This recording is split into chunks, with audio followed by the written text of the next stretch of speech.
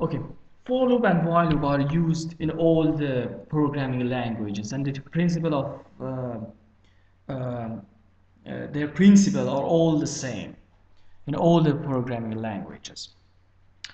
In a for loop, the loop is repeated for certain times.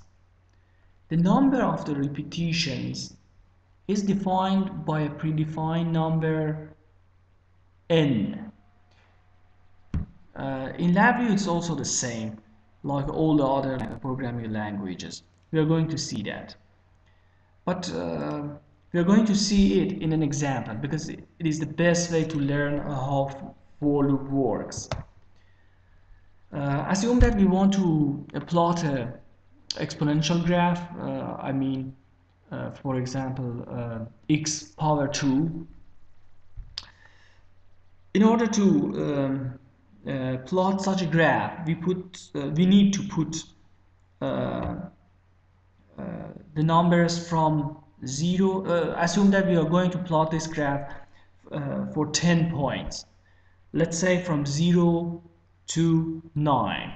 In order to plot this graph, we have to put each one of these values in our function. It means we have to put 0, we have to put 1, the result will be 1, we have to put 2, the result will be 4, and plot the graph. Okay, we are going to make a program to plot us such a graph. Okay, first I go to programming, I go to structure, I go to for loop. Okay, this is a loop iteration. It starts from 0 and goes up to n minus 1. This is n. Okay, I prefer to put a controller for n. I already told you that we are going to plot this graph for 10 points, then therefore we can put a constant number of 10 here, but I prefer to put a controller here so we can change the number of the points and we can have a more exact graph. Okay, and I know we are not still familiar with numeric functions, but anyway we have to use one of them here in this program. I use square function.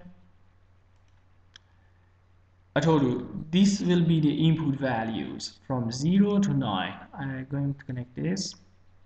I need also a chart. I think that will be fine. I want it outside.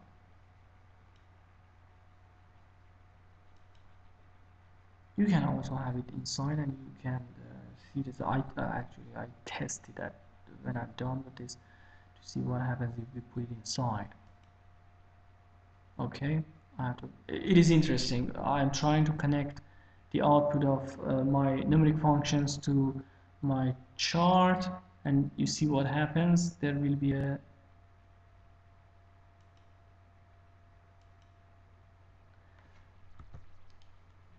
some sort of a medium in between. It is interesting that it is not possible to directly connect it to the chart. It has to first come to the extents of the loop. Then from here a medium will be created, and from the medium we need to connect we need to connect it to the chart. But in few minutes we will find out what this medium, what is the use of this medium.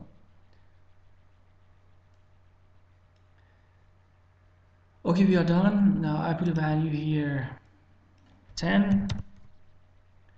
I run my program. Okay, but let's say put it limit to 10. Okay. Okay, now I have my graph. Everything seems to be fine.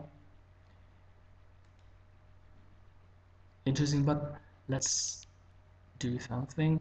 I clear my graph and run the program step by step.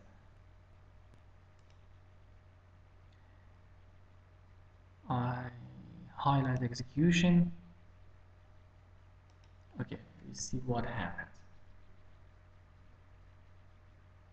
One.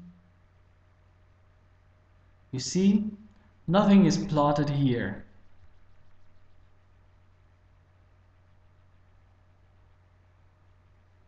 In fact, an array is built here when the loop is actually the loop is done. Then all the data are transferred to the chart. It is important to know this. It is very interesting, and let's do some tests. Let's put, sorry,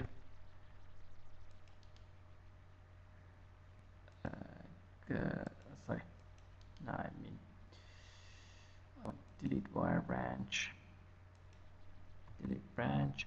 I want to put it inside and see what happens if I put it inside. Okay, run it.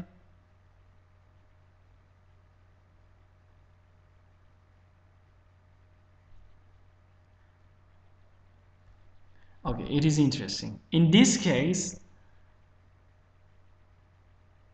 each value is plotted in each repetition. You see how it happens. And I think there is no need for more explanation. It is good to know that. Okay, I hope this video was helpful for you. Thank you for watching it.